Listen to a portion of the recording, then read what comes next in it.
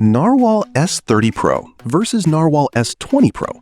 The price gap between these two is not huge, and that is exactly what makes the choice tricky.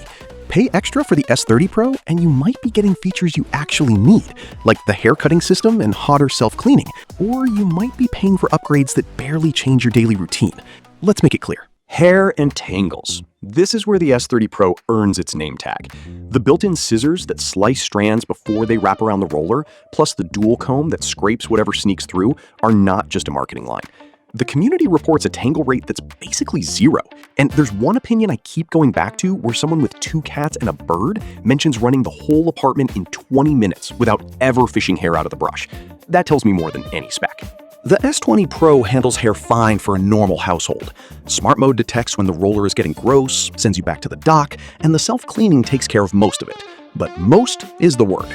A consistent gripe across owners is that hair can still bunch up behind the roller, and you don't always get a clear warning.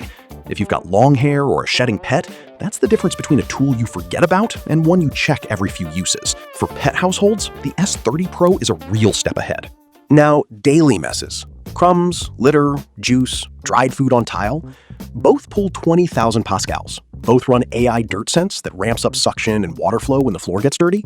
And honestly, for normal maintenance cleaning, they perform very close. Where you'll feel a small gap is in freshwater delivery and how dry the floor is left after one pass. Owners of both models say a second pass clears tougher spots, which is the honest reality of any wet-dry vac at this level. Here's the thing nobody tells you up front. Neither of these is going to scrub a dried-on stain like a steam mop. The downforce is light, by design, because they're built for daily passes, not rescue missions. If your routine is mopping every day or every other day, both crush it.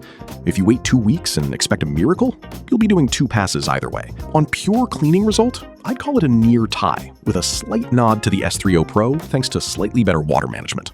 Post-cleaning. This is where the price gap actually starts to make sense. The S20 Pro dries the roller at around 149 degrees and asks you to manually rinse the dirty water tank, fish out the debris, and keep an eye on the filter. Owners are pretty open about it. Leave that tank sitting overnight and things grow in there. Real talk, that's the part nobody enjoys. The S30 Pro pushes the drying temperature up to 194 degrees, which is hotter and faster, and brings in the disposable waste separation bag, so you're not staring at a tank of sludge. There's a trade-off though.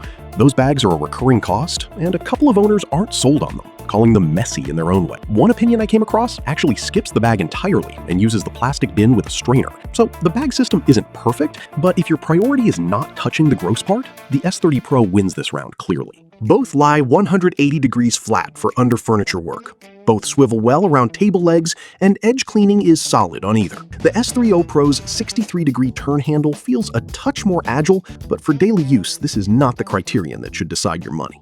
Value. Both sit in a similar range, with the S30 Pro carrying the higher sticker. The S20 Pro tends to show up on bigger discounts during Prime Day and seasonal sales, which can stretch the gap noticeably. What you're paying extra for on the S30 Pro is concrete. The hair cutting scissors, hotter self-cleaning, the disposable bag system, automatic detergent dosing, and a slightly longer runtime.